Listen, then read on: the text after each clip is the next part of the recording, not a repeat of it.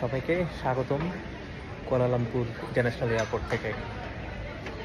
এখন বাজে প্রায় বাংলাদেশ টাইম 5টা 15 আর কুয়ালালামপুর টাইম হচ্ছে 7টা 15।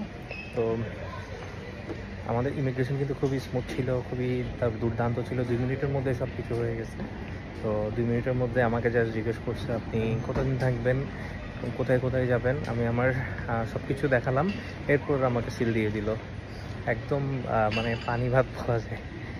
এটা নিয়ে যারা চিন্তিত থাকে যে কেমন হবে আপনার ইমিগ্রেশনটা, কিন্তু বাংলাদেশ ইমিগ্রেশন খুবই যাতা অবস্থা। আমাকে 1 ঘন্টা দাঁড় করা রাখছে, এরপর আমাকে ছাড়ছে।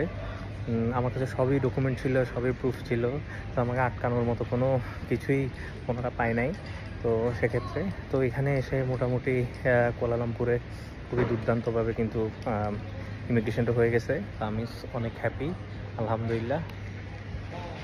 তো আপনারা যারা মালয়েশিয়া আসবেন তারা কিন্তু কোনো ভয়ের কারণ নেই। ইমিগ্রেশন খুবই স্মুথ হবে আপনার যদি প্রপার ডকুমেন্টগুলো সব কিছু থাকে।